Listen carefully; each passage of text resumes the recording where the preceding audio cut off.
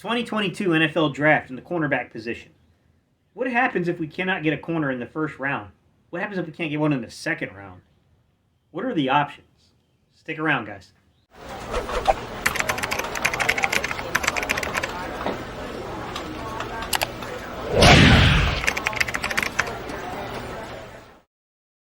What's up, Eagles Nation? What's going on, NFL world? How you doing, Division Rivals? This is Steven Hyder with Gate City Sports Channel. Sports Channel, where the cerebral NFL fan comes for about 10 minutes of daily content. What's going on, everybody? Hey, if you are new to the channel and you enjoyed today's content, if I can ask you to do me a huge solid, hit that subscribe button. I would love to add you to the community, but in order to do that, I'm going to need you to subscribe. For my OG subscribers, this is just a thank you. I've asked you guys to hit that like button, and you responded. Quite a few videos over 200 likes. One video over 600 likes. Look at the channel growth. That is in large part due to your efforts. Thank you. From the bottom of my heart, guys, thank you all so much for doing that for me. It means a lot, and I really do appreciate you guys. Today's topic.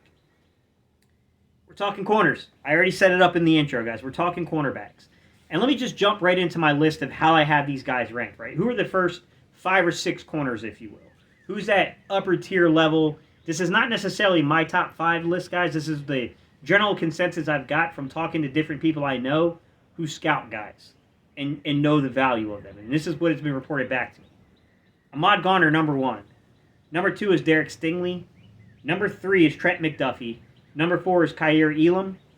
Number 5 is Andrew Booth Jr. And number 6 is Roger Mccreary. I will say that some of the guys I talked to did have a couple of those guys in a little different order, but just consensus over about 20 guys, taking the names and repeatedly what I heard, and then stack them in that order, if you will. I will tell you what they reported back to me about certain guys. They said Ahmad Garner is clearly the best corner in this draft. It's not even close. They told me Derek Stingley is the most talented corner in this draft, and it's not even close. In terms of the raw athleticism, the only person that's even coming close to that is Tariq Woolen. And that's because of the size profile of that young man. Trent McDuffie, I was told, is the best man-match corner in the entire draft. This young man has the ability to flip and turn his hips and move around. He's a tough-nosed ball player. Will come up and play the run. He's a Steven Nelson with far better foot speed, is what I've gotten back. The next guy on that list is Kair Elam, and a lot of people said go back to his freshman tape at the University of Florida. Take a look at him, and you'll see real quick why he's rated so highly. That's the feedback I'm getting. The 5th guy on that list is Andrew Booth Jr. A lot of people said versatility. If you're looking for a guy that is just as good in man as he is in zone, Andrew Booth Jr. is a very high-quality football player. That's the reports I'm getting from guys. And then number 6, they said Roger Mccrary. A lot of the quotes I got from Roger Mccrary is the big concern is the arm length. He's not as rangy or as long as you would think for his height and his weight. But nonetheless, when you study his film and you watch what he did to some of the best SEC receivers, out there, they just say, simply put, that he's a good enough corner to play in the league. What comes next, though? That's the real question. And I'm going to tell you not necessarily what's been reported back to me, because there are different names I've heard. But I'm going to tell you what I am seeing so far from building the defensive draft guide and some of the names that have crossed my path. And I think they're just really underrated, to be quite honest. And I want to start with number 1. Let's talk about opposing teammates. Ahmad Garner, rated number 1 corner. Well, you know what? That secondary in Cincinnati was ridiculously good. And you cannot rule out Coby Bryant on the other side of him, who was a crazy good player. I mean, the guy is destined to Philly. His name's Coby Bryant, for sake. You know what I mean? Coby Bryant, great height, great weight, that type of size corner, man press corner. Cincinnati, no surprise there, guys. They played a ton of man press. Physical, gets up in your face, mixes it up. I will say, sometimes he can get beat with the foot speed, but if you give him safety help, I think he's going to be a very disruptive corner. Willing tackler in the run game. I will say, technique-wise, he's got a little bit to learn. A little bit to learn there in terms of his run support. But nonetheless, a very strong candidate, a guy that I think is a high-profile prospect, although people aren't talking about him as much as they should be. Sticking with the theme, we already talked about Andrew Booth Jr. and the fact that he's this versatile player. Well, so is his teammate, guys. His teammate's another one, Mario Goodrich, who's also a young man that can play zone. He can play man. He's not quite as good as Andrew Booth Jr. coming out of college, but you know what? Guys keep developing. They keep putting the work in. It's not done yet. The final results are not written. And I do think that Mario Goodrich is a young man that if you could capture in the 3rd or the 4th round, I think he's a good football player. I'm not going to lie to you. A very versatile player, physical, really good ball skills, former wide receiver that will turn around and play the football. Pretty good run supporter, too. Got just like we were talking about with Coby Bryant. Needs to learn a little bit about technique, but certainly a willing participant in the run game. He'll come up and he'll play around the line of scrimmage and he'll hit. He's a player that I think is very, very much been underserved. 2 SEC guys I'm going to switch to real quick and I'm going to talk about. Actually, let's go 3. 3 SEC guys I want to switch to and I'm going to talk about. Number 1, and I love the fact that he played at Mississippi State. I want to talk about Martin Emerson. Size profile is there, guys. 6'1", pretty close to 200 pounds. Decent foot speed. He's okay. He's got enough foot speed to play in the game. Sticky coverage guy. You don't get a lot of ball production. You're not getting a lot of forced incompletions, a lot of pass breakups, or a lot of interceptions from him, but he's always in phase with the receiver. Good coverage guy.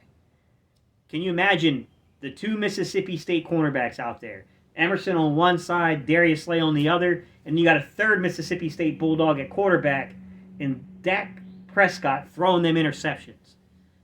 I love the setup there, guys. I'm not going to lie. Sticking to the SEC, let's go to Alabama. Let's talk about a guy that surprisingly is very underrated in this draft class. And it's a little shocking just because of the name brand that he's playing for. So that caught me off guard a little bit with Josh Jovi.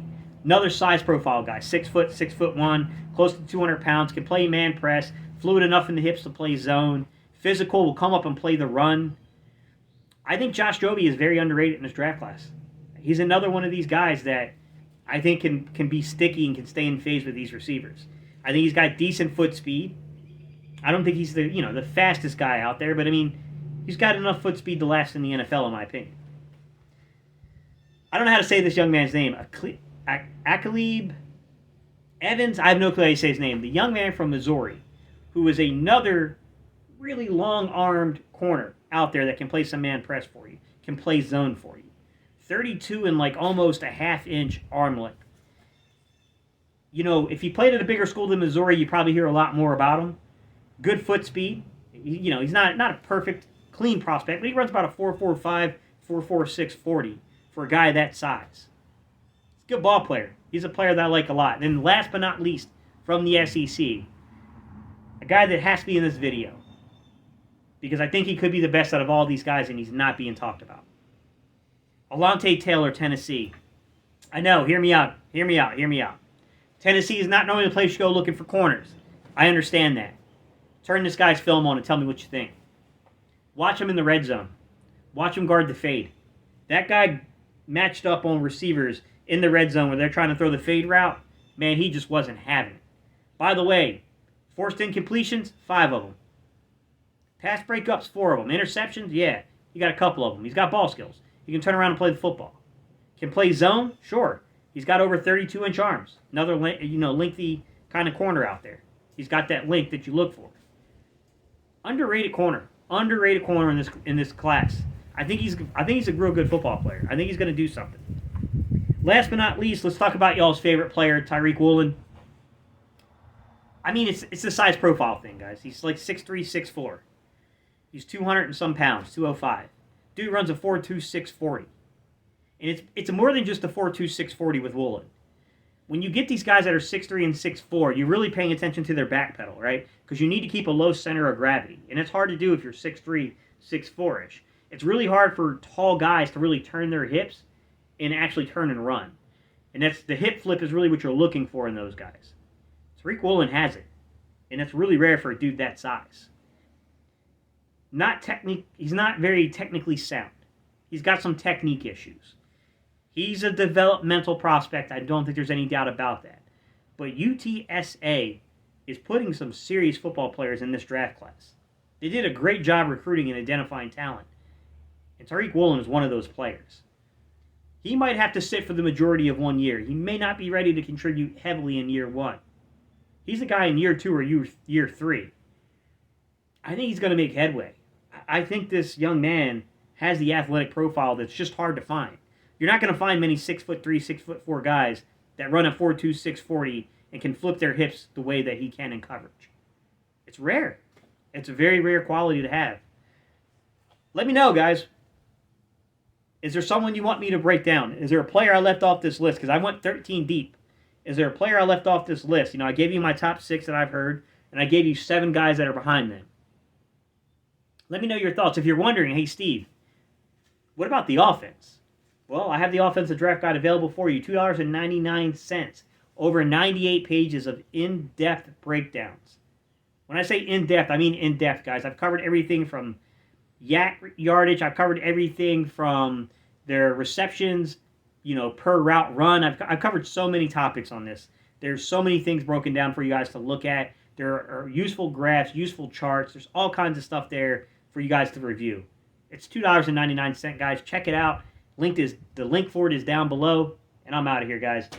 I'm tired. It's Sunday. I hope you guys enjoy your Sunday. And I'll see y'all on Monday morning sometime. All right, y'all. Peace. I'm out of here.